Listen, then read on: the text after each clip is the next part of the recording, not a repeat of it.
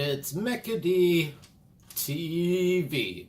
And this is part 2 of my 2017 Minnesota Vikings season review, in which I go over some things and comments I have about the season and what I think I see in the future for this team.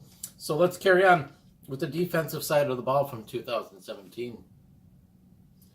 Leading in tackles was Eric Kendricks, with 67 of them solo, 46 assisted, for a total of 113 tackles. He was a very busy linebacker, but that's what you expect from your linebackers.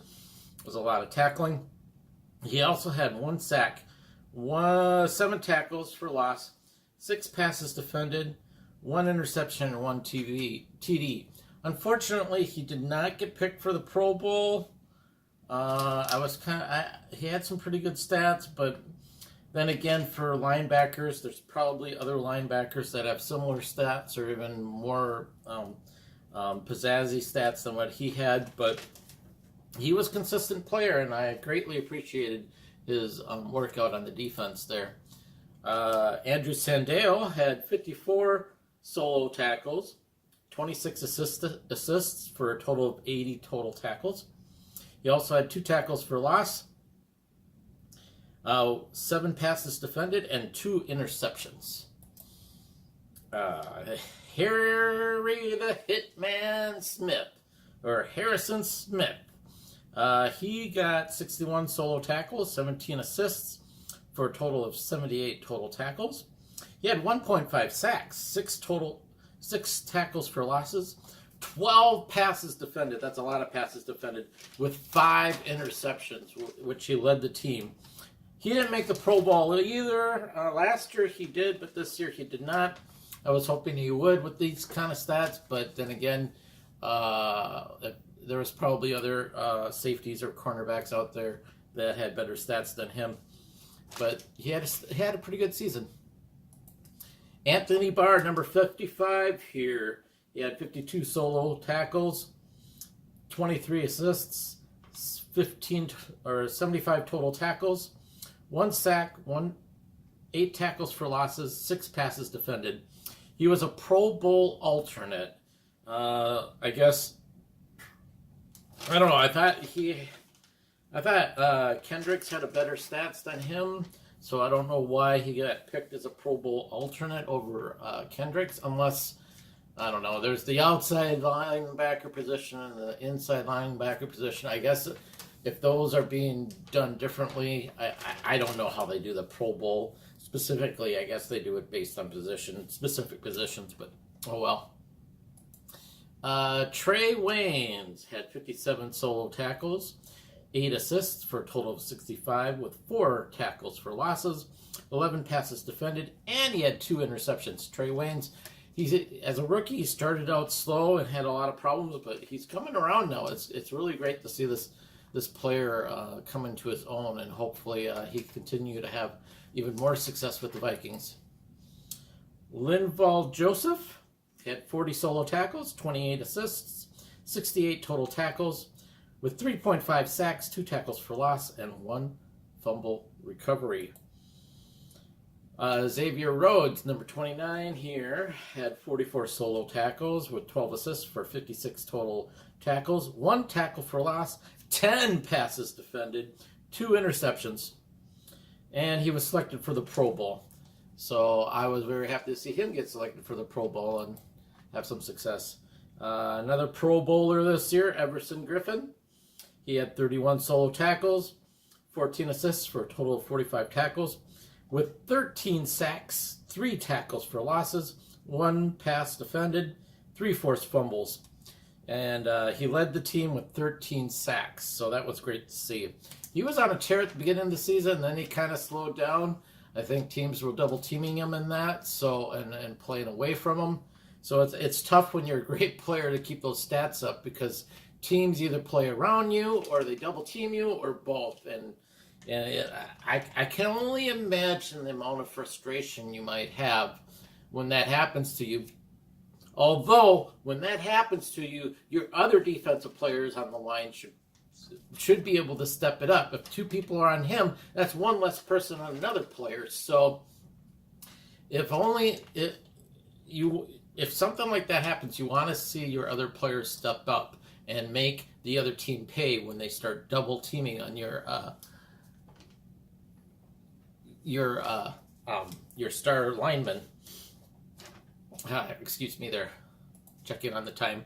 And then we got Danielle Hunter. He had 27 solo tackles for 18 assists, 45 total tackles. He had 7 sacks. That's a lot. I think he was second on sacks with the team. 4 tackles for loss, 2 passes defended, 1 forced fumble with a recovery. He had a pretty good season too. Overall, our defense had 942 tackles, 37 sacks, which is it's not too bad. 37 sacks if there's 16 games in the season. That's a little over 2 sacks per game. You kind of want to see that number a little bit higher, like around the 3 range. But 2 is not too bad considering how tough it is to get sacks in the game. 48 tackles for losses. I thought that's a pretty good number. 69 passes defended. 14 interceptions. That's a lot of interceptions. But they only scored 1 TD on defense. I like to see that number a little bit up. It'd be kind of cool to see a great defense score 6 touchdowns in a season. But, you can't be too greedy about that. They also had 11 forced fumbles and 5 fumble recoveries. So we had a pretty good defense this year, but there were lapses as well. Overall, though, I was happy with this defense. I think one of the key things for this defense, though, is to improve on when the team's losing in the game. This is a great defense when the game's close or we're blowing the other team out, and then our defense comes in and just basically takes care of business. It's just they're not really good when it comes to when when they're losing, and sometimes it's not their fault, especially if the offense has given up a couple touchdowns with interceptions or put our defense in bad position with those turnovers. So, but this defense still has a lot of improvements to make, and one of which I think is dealing with making adjustments when you're losing right away in a game and coming back from that. I think that's something that they need to work on more. Our kicker, Kai Forbath, was 32 out of 38 on field goal attempts. That's respectable, I guess. There were some long ones he had. Although he was 34 of 39 on extra points, that's unacceptable. I at most will forgive a kicker if he misses 1 extra point during the season. He missed 5. That's a little too much. I don't like that. Seeing that happen, a missed extra point can totally turn a game around for the other team in that regards. Our punter, number 4, Ryan Quigley, had 71 punts for a total of 2,994 yards, with 56-yarder being his longest. His average, 42.2. And punts inside the 20, he had 29 of them, so not too bad. Could do better, I guess, but, punting's just a strange game. Sometimes you're not punting a lot, sometimes you are, so I'd rather not be punting a lot. I mean, I'd rather see him only do 10 punts or 16 punts during the season, where it's 1 a game, and our offense is scoring points left and right. I'd rather see that and barely use our punter than to see all the stats of him punting so much. And then we get into a different part of my talk here, and it looks like I'm going to have to make 3 videos for this. So this is a 3-part series here on the Vikings 2017 season review. And I'll talk about the coach, off-season stuff going on during the off-season, and tell you what I think about the season this past season, what I think could have been better, and what they should do. I'll talk to you guys later. Bye.